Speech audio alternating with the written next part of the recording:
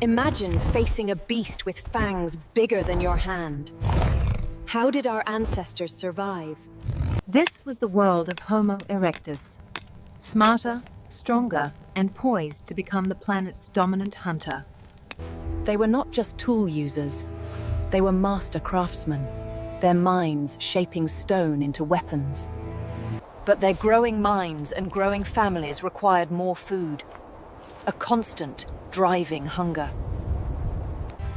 In a world of giants, the lone hunter was a king of his own small world, confident in his skill. He was a master of the stalk, a ghost in the grass, his approach a silent, deadly promise. A perfect throw, a deep, wounding blow. In a simpler world, this would be the end of the hunt. But this was not a simpler world. The prey fought back, its greatest defense the unbreakable power of the herd. Against the collective might of the herd, his individual strength was nothing. The hunter became the hunted. The lesson was brutal and clear. Survival meant not just strength, but sophisticated strategy. Our ancestors were master trackers, reading the land like an open book. Their ingenuity was unmatched. They constantly refined their tools, pushing the boundaries of what was possible. Communication was key. They shared complex information, planning their movements, mapping out their strategies. This was not just about hunting.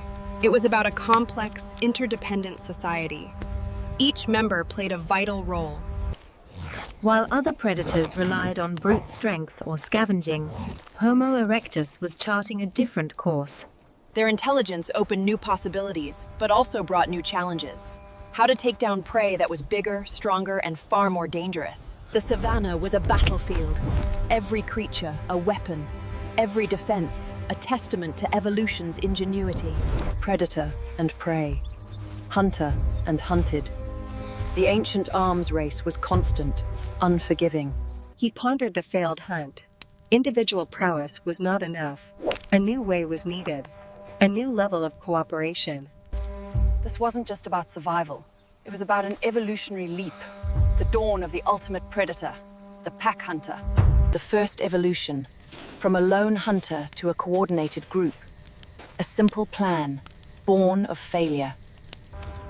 They believed their strength was in their numbers, a force that could overwhelm any single beast. Their target, the giant buffalo, a beast of immense power and a formidable, intelligent defender.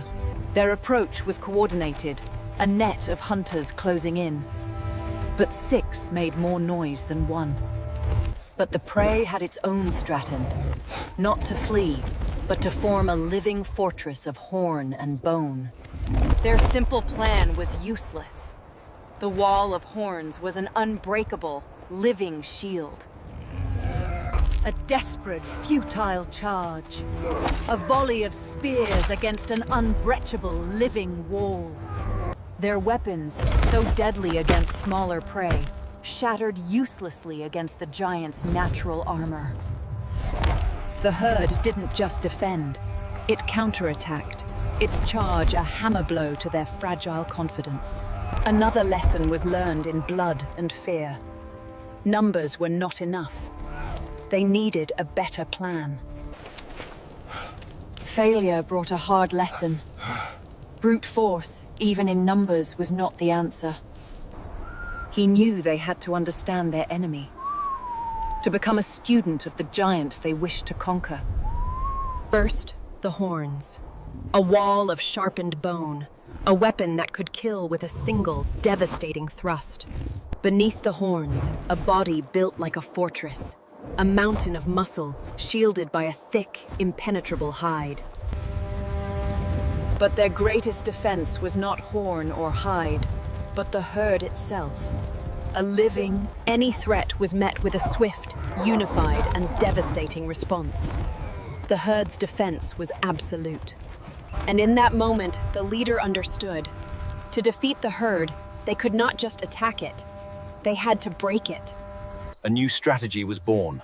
not to fight the fortress, but to make the fortress run, to turn their greatest strength into a fatal weakness. They would use the land itself as their weapon.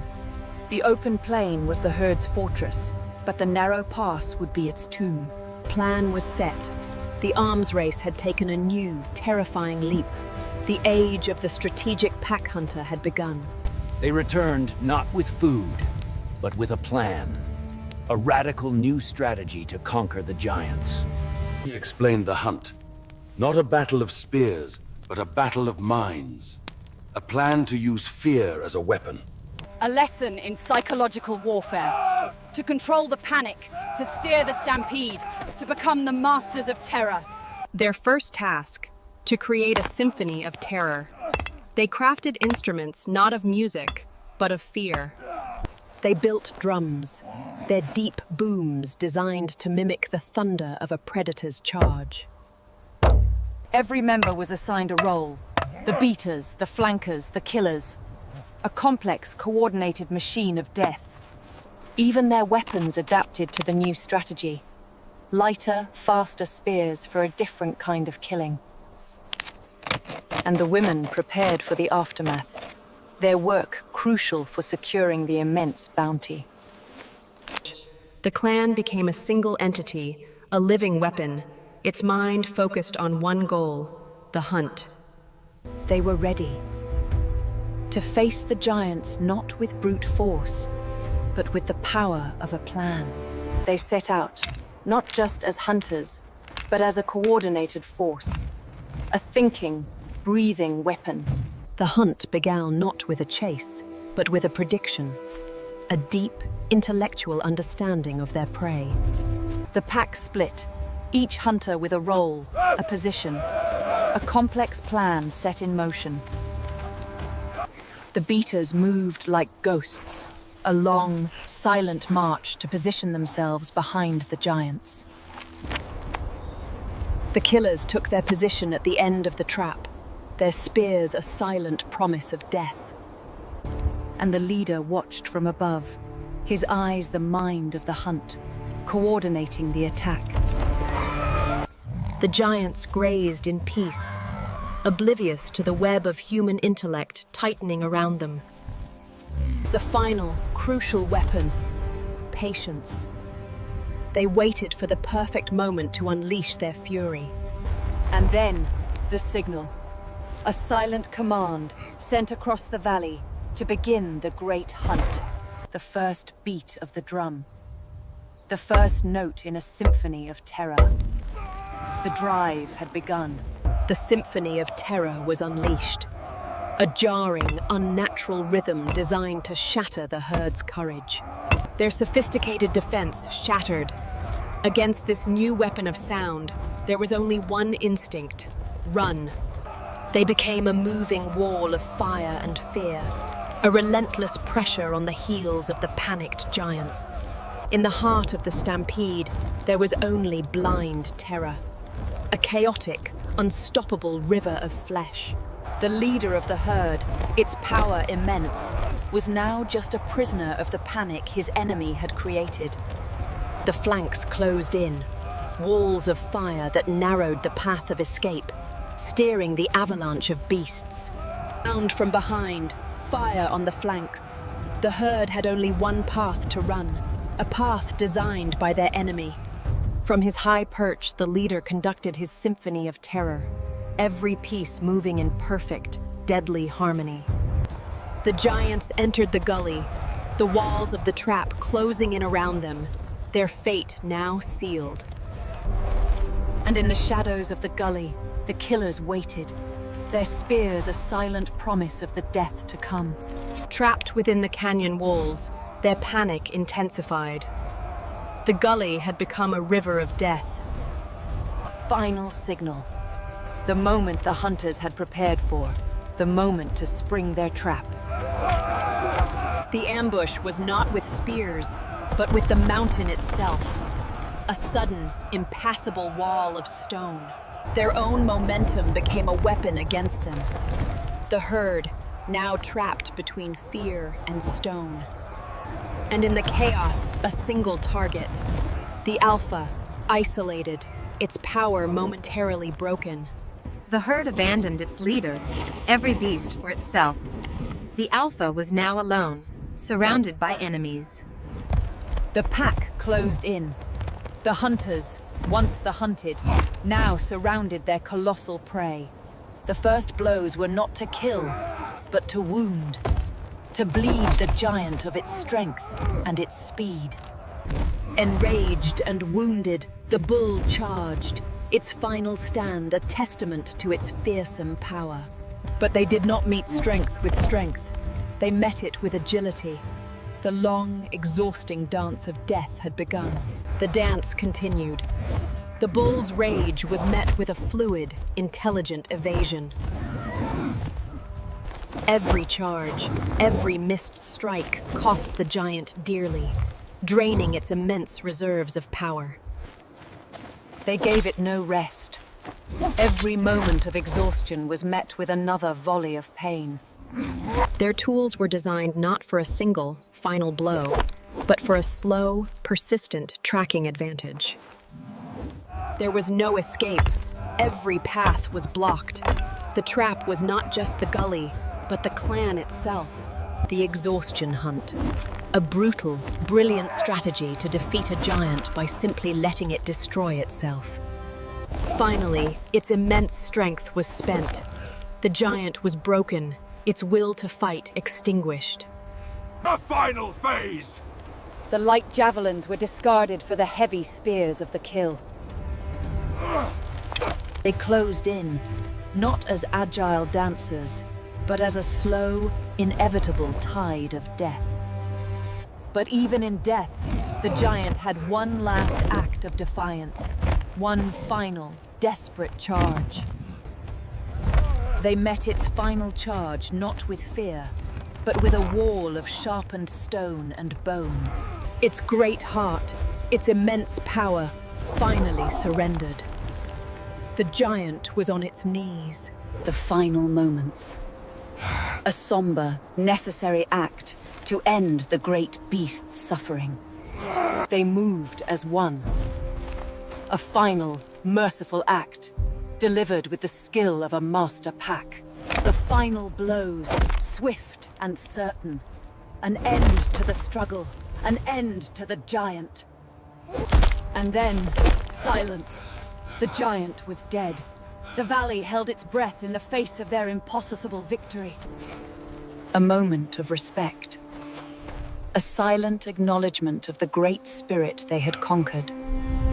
And then, the joy. The raw, unrestrained triumph of having achieved the impossible. They had done it. They had outsmarted a giant. A new apex predator had been born. The news was sent. The great feast, the survival of their clan, was now secure. He ran, carrying a store too large for words. A tale of impossible victory against a giant. In the cave, they waited. A silence thick with hope, and the ever-present, gnawing fear of loss. Then, the news. The news. Not just a kill, but a giant. The news shattered their fear, igniting a joyous, unified rush to claim their future. The entire clan marched to the kill site, a veritable army of butchers and porters, ready for the great work. And then they saw it, the scale of their victory, a sight so immense it stole their breath and silenced their cheers. The monumental task began, guided by the leader's steady hand and the clan's shared, strategic mind. The first cut. A battle not of spears, but of sharp flint against an armor of hide and hair. The entire clan worked as one, a symphony of stone and muscle, to claim their life-saving reward. Their advanced tools, a project of 1,000,000 years of evolution, proved their worth on the flesh of the giant. Their work continued into the night, a frantic race against decay and the hungry dark. But their success was a beacon. The scent of blood called to the opportunists, the scavengers of the night. They had learned, Their victory had to be defended. A new, vigilant guard was set. Their coordinated defense held firm. They would not surrender a single scrap of their hard-won prize. Butchering was only half the battle. Transporting the mountain of meat was a monumental challenge of engineering. A grueling journey began. A train of human muscle, hauling their future, foot by painful foot. And they carried the symbols of their victory. The great horns, a trophy to tell the story for generations. Back at the cave, the preservation began. A race to save every pound of meat from the ravages of time. It was a living machine of cooperation. A complex, logistical triumph as impressive as the hunt itself. Their reward was security, enough food to outlast the harshest winter. A future won by their minds. The clan arrived, their hunger silenced by the sheer, unbelievable scale of the victory. The hunt was over, but the work had just begun. A monumental task of logistics and labor. Their first task, to pierce the giant's armor, a shield of hide tougher than any wood. The entire clan worked as one, a symphony of stone and muscle to claim their life-saving reward. But their success was a beacon. The scent of blood called to the opportunists, the scavengers of the night. Their plan included defense. They knew a prize this great would have to be protected from the hungry dark. They formed a ring of fire and sharpened stone, a defiant guard around their hard-won bounty. Their coordinated defense held firm. They would not surrender a single scrap of their prize. Behind the wall of warriors, the vital work of processing the meat continued through the night. This was the true power of the pack. Not just the hunt, but the coordinated effort of an entire community. The butchering was only the first challenge. Now, they had to transport a mountain of meat back to their fortress. And again, ingenuity sparked. The giant's own bones became the tools of their success. They fashioned sledges from the ribs of their prey, a testament to their ability to adapt and overcome. A grueling journey began, a train of human muscle hauling their future, foot by painful foot. But the scent of their prize was a dangerous beacon, attracting new, more powerful shadows to their trail. Their defensive tactics, once used for the hunt, were now a mobile fortress, protecting their bounty. The first of the bounty arrived home, not to rest, but to begin the final race against decay. Preservation was the key to long-term survival. Every slice, a meal saved for the coming cold. The cave became a larder, its smoky air a shield against rot, preserving their future one strip at a time. It was a living machine of cooperation, a complex, logistical triumph as impressive as the hunt itself. Their prize was more than just meat. The giant's hide promised a new armor against the cold. From the giant's skin, they stitched a new defense against the brutal, unforgiving winter. The horns of the beast became a new resource, a material harder and sharper than any wood. A tool born from their kill, it allowed them to harvest the frozen earth with newfound efficiency. Even the smallest bones found a new purpose, crafted into the fine tools of a burgeoning culture. The great hunt had brought a new age, an age of abundance, of security, and of art. The story of the hunt became the textbook for the next generation, a lesson in survival and strategy. Their victory had changed them. They no longer saw themselves as prey. They were now the masters of their valley. This cognitive leap, the complex cooperation of the pack hunt, would be the engine that would one day carry them out of Africa and across the entire globe. This was not just a hunt. It was a step towards humanity's future. The hunt's greatest legacy was not the meat, but the birth of the story. The birth of strategy.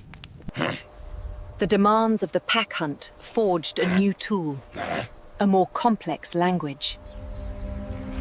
The pack hunt was a cognitive revolution, rewiring the very structure of the human brain. A brain built for strategy was a brain built for problem solving in all aspects of life. The pack hunt forged a new social structure built on skill, respect, and shared reward. They no longer saw the world as just predator and prey. They saw it as a puzzle, a challenge to be solved. The success of the pack hunt was not just food. It was a future. It was the promise of a next generation. Their mastery of fire evolved from a simple shield to a tool for shaping the very landscape itself. Their relationship with their tools deepened. They were not disposable, but lifelong companions, cared for and perfected. This was the great divergence, the leap from instinct to intellect, the birth of the human pack.